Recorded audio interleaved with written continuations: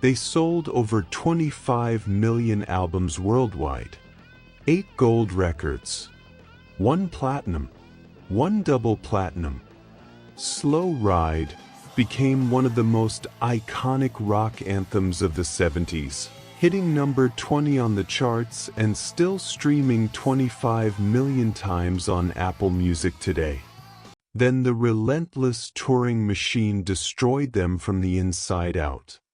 Their bassist quit first, burned out, telling his bandmates, "We're touring too much, we're not giving the audiences time to forget us." Their lead guitarist followed 6 years later, unable to stomach one more night on the road. By 1984, after 16 years of non-stop shows, the band that once opened for Jethro Tull and played benefits alongside Muddy Waters and John Lee Hooker simply collapsed. Members scattered across continents.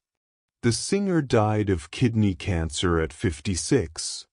The guitarist had a fatal heart attack at 57. And decades later, competing versions of Foghat still fought over who owned the legacy. This is the story of how the American dream of endless success became a prison on wheels, a tale of 4 British blues rockers who achieved everything they wanted, only to discover that the touring treadmill they built would eventually grind them into dust. But to understand how one of the 70s most successful bands burned out in slow motion, we have to go back to a freezing London winter in 1970, when 3 men walked away from security to gamble everything on a nonsense word from a childhood game. London, December 1970. The British blues scene was fragmenting. Savoy Brown, one of the era's most respected acts, had just finished recording their album Looking In, when 3 of their core members, guitarist Dave Peverett, bassist Tony Stevens, and drummer Roger Earl, made a decision that looked like career suicide. They quit. No label, no songs, no plan, just a belief that they could do something different. Rock wasn't a dream for these guys, it was survival. Peverett had been grinding since the early 60s in London pub bands like the Nocturnes. Earl had spent years behind kits in dingy clubs. Stevens was young, hungry, barely 21 years old. They weren't chasing fame. They were chasing freedom from someone else's vision. The visionary, Dave Peverett, Lonesome Dave, the songwriter and voice, born April 16, 1943. A blues purist with a raspy growl and a pen that could turn raw feeling into 3-chord fire. The engine, Roger Earl, born May 16, 1946. The drummer who kept the machine running, the backbone that would outlast everyone else. The craftsman, Tony Stevens, born September 12, 1949 in Willisden. The youngest, the bassist who locked grooves so tight you could set your watch to them. The wild card, Rod Price, born November 22, 1947. The slide guitarist they recruited from Black Cat Bones, a player so distinctive that his electric slide would become Foghat's sonic signature. Foghat wasn't trying to reinvent the wheel. They were trying to make it roll harder. Stripped-down, high-energy blues rock. No keyboards, no gimmicks, just 4 guys playing loud and sweaty.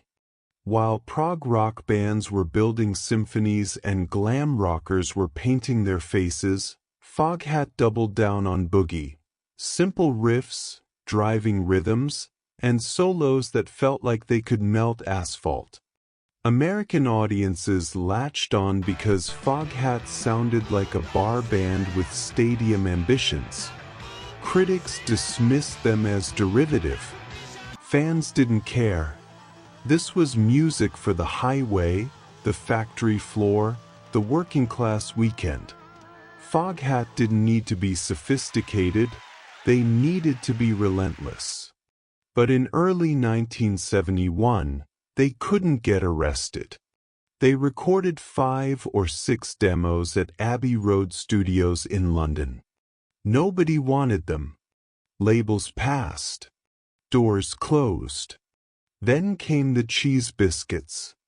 Dave Peverett and his brother had invented the name Foghat as kids during a Scrabble-like game, pure nonsense. Chris Yulden from Savoy Brown had even wanted to change his stage name to Luther Foghat years earlier. When the band officially named themselves Foghat in January 1971, Dave sketched a cartoon man with fog pouring out of his hat for the logo. It was absurd. It was perfect. They auditioned at a tiny North London club. In the audience, Albert Grossman, the legendary manager who'd steered Bob Dylan and Janis Joplin to stardom. After the set, Grossman looked at them and said, "Is there someplace we can go and eat cheese biscuits?" That was it. He signed them to Bearsville Records on the spot. But even in the beginning, the seeds of destruction were already there. Grossman's vision was clear: America. Constant touring. Build the fan base city by city, night after night, mile after mile. It was the old school model: grind until you break through. And it worked. But nobody asked what happens when you can't stop grinding. Nobody asked what happens when the machine you build to succeed becomes the thing that kills you. Tony Stevens would later say they were saturating the American market with too many tours. But in 1971, they didn't know that yet. They were just 4 guys from London about to board a plane into the most punishing decade of their lives. July 1, 1972, Foghat's self-titled debut dropped. Produced by Dave Edmonds at Rockfield Studios in Wales, it was raw, urgent, and featured a cover of Willie Dixon's "I Just Want to Make Love to You" that FM radio couldn't resist. The album climbed to number 127 on the American charts. Modest, but it was a foothold. They hit the road immediately, opening for Jethro Tull, opening for Edgar Winter, opening for the J. Giles Band. They played everywhere, every night, building their reputation one sweaty club at a time. Their second self-titled album, known as Rock and Roll, for its cover photo of a literal rock and a bread roll, went gold. Then came Energized in 1974. Then Rock and Roll Outlaws the same year. The momentum was unstoppable. Foghat was becoming a household name. American audiences were devouring their sound. If you are enjoying this video, don't forget to subscribe. Tony Stevens was starting to crack. After 4 years of relentless touring airports, hotels, stages, repeat, he looked at his bandmates and said what nobody wanted to hear: "We're touring too much. We're not giving the audiences time to forget us." He was burnt out. He needed a break from America. He believed they were oversaturating the market, playing too many shows in too many cities too fast. The machine couldn't stop, so Stevens did. In 1974, he walked away. Producer Nick Jameson stepped in temporarily on bass to record what would become their breakthrough masterpiece, Fool for the City, released in 1975. The album spawned Slow Ride, the song that would define Foghat forever. Slow Ride hit number 20 in the United States, number 14 in Canada. The album went platinum, over 1 million copies sold. Craig McGregor replaced Jameson on bass, and the band kept touring. 1976, Night Shift, gold status. The single Drive-In Wheel, hit number 34. Producer Dan Hartman from the Edgar Winter Group helped shape the sound, and the momentum kept building. They were living on buses and in hotels. Families back in England were becoming strangers. The lifestyle was diverging. Some members embraced the chaos, others resented it. The responsibility was unequal. Peverett wrote most of the songs, Price delivered the signature solos, but the credit and pressure weren't distributed evenly. Still, in 1977, they released Foghat Live. And everything exploded. The live album went double platinum, over 2 million copies sold by 1984. It appeared on top 10 lists across America. This was peak Foghat. Loud, raw, undeniable. They played a benefit for the New York Public Library's blues collection at the Palladium alongside Muddy Waters and John Lee Hooker, legends acknowledging legends. Then came Stone Blue in 1978. Another gold record. Another wave of hits. Third Time Lucky, First Time I Was a Fool. More airplay, more tours. 8 gold albums. 1 platinum. 1 double platinum. By 1978, Foghat was everywhere. Arenas were packed. Radio stations played them on loop.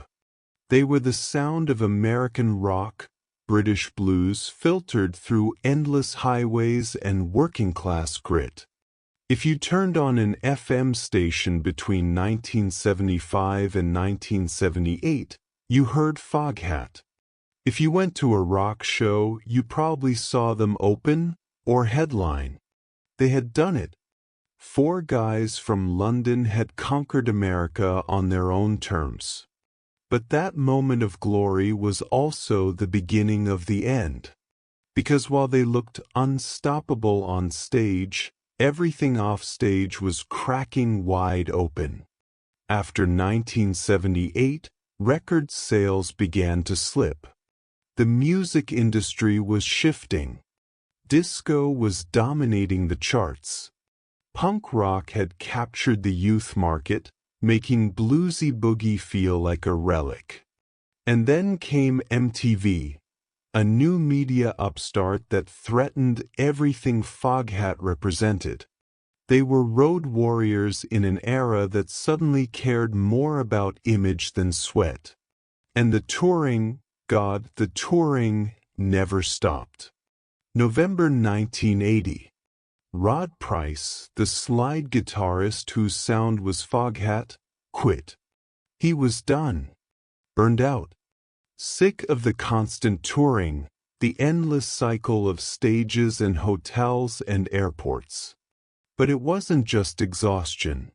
Price was also furious that the band was shifting away from their hard boogie roots toward a more new wave-influenced, radio-friendly pop direction.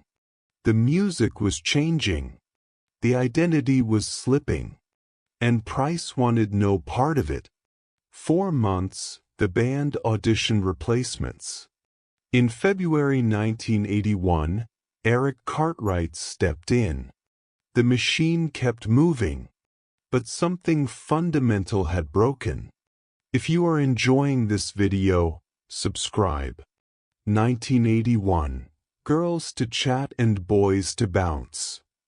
The album was a disaster.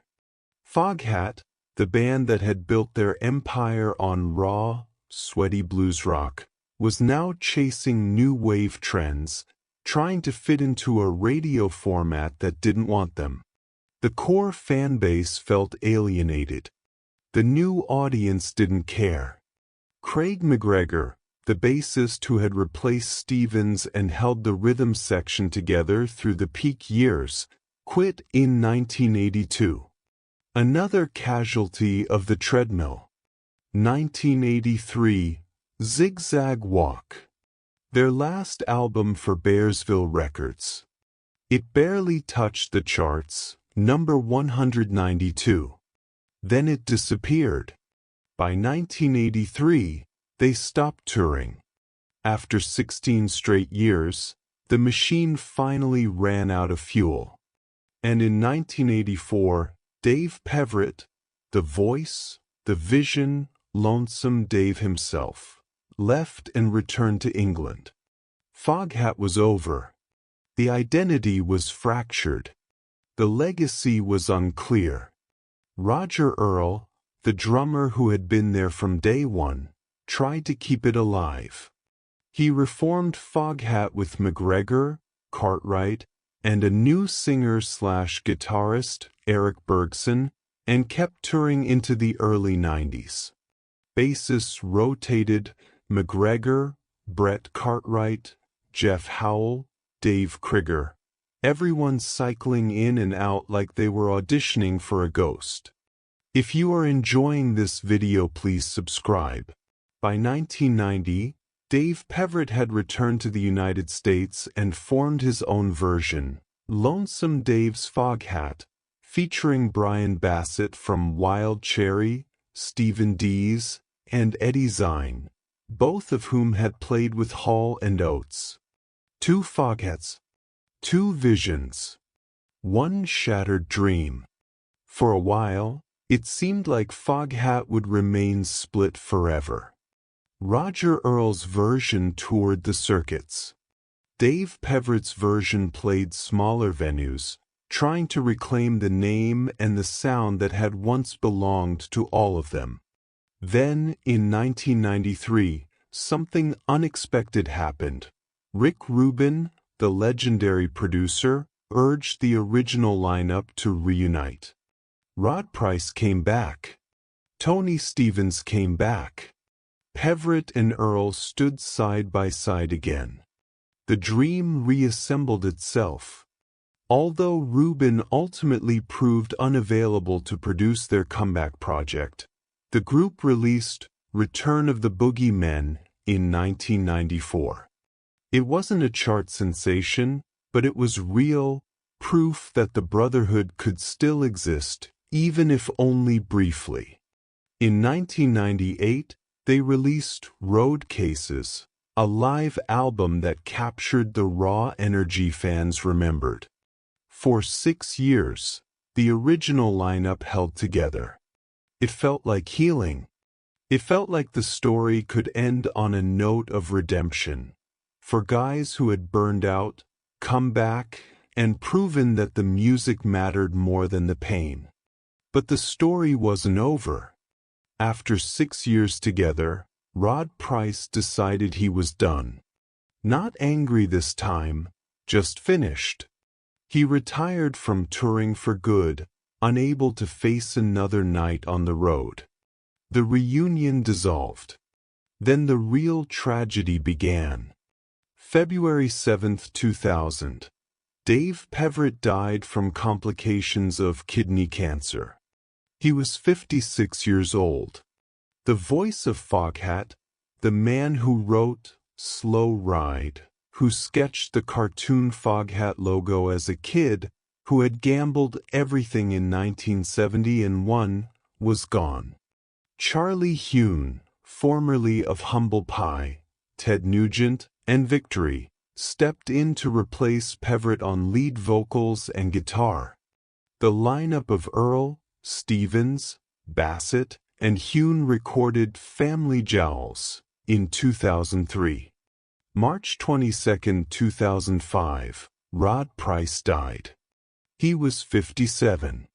A fall caused by a heart attack took the man whose slide guitar had defined Foghat's sound for decades. 2 of the original 4 were gone. In 2005, Tony Stevens left the band again. Craig McGregor, the bassist who had cycled in and out over the years, returned. February 9, 2018, Craig McGregor died. The body count kept rising. Decades later, the battle became about legacy. Who owned the name? Who had the right to tour as Foghat? Roger Earl, the last original member standing, kept the band alive with rotating lineups. New singers, new guitarists, new bassists. In January 2022, Charlie Hune retired. Scott Holt, formerly a guitarist for Buddy Guy, became the new lead singer and guitarist. In August 2023, Foghat announced their 17th studio album, Sonic Mojo. It dropped in November 2023 and blasted straight to #1 on the Billboard Blues chart, staying in the top 10 for 34 weeks. In 2025, they received a plaque for 25 million streams of Slow Ride on Apple Music. The name survives. The music survives. But the original dream, the one born in a London winter in 1970, died on the road long before the men who carried it. Today, Roger Earl's Foghat still tours. Scott Holt sings the songs Dave Peverett wrote. New musicians play the riffs Rod Price made famous. The name endures, the legacy continues, but it's a ship of Theseus. Every plank replaced, every original soul gone or moved on. Tony Stevens, the bassist who warned them in 1974 that they were touring too much, is retired. He was right. Rod Price, who quit in 1980 because he couldn't take another night on the road, is gone. Dave Peverett, who built the dream, is gone. Only the machine remains. This is the story of how success created legends and enemies, sometimes in the same bodies. Foghat achieved everything they set out to do. They conquered America, sold millions of records, played alongside their heroes, and became part of rock history. But the system they built to get there, the endless touring, the relentless grind, the refusal to stop moving, destroyed the brotherhood that made it all possible. Tony Stevens saw it first. We're not giving the audiences time to forget us. But they couldn't stop. The machine demanded motion. And motion became their identity. And their identity became their prison. Foghat still tours in 2025. They still draw crowds. Sonic Mojo still charts. The music hasn't stopped. But if you close your eyes at a Foghat show today, you might hear ghosts. For British guys in 1972, playing Abbey Road demos that nobody wanted, dreaming of America, not yet knowing that the dream would devour them. The band that was destroyed by touring never stopped touring. Maybe that's the real legacy. So here's my question for you. Did Foghat succeed or fail? They sold 25 million albums, created an anthem that still plays on rock radio 50 years later, and inspired generations of musicians. But they also burned out, broke apart, and lost most of their original members to exhaustion, illness, and death. What part of this story hits you the most? Did you ever see Foghat live, original lineup or modern version? Drop your memory or opinion in the comments below. And if you want more stories like this, rise, fall, legacy, and the cost of chasing the dream, hit that subscribe button. Because rock history is full of bands who got everything they wanted and lost everything that mattered.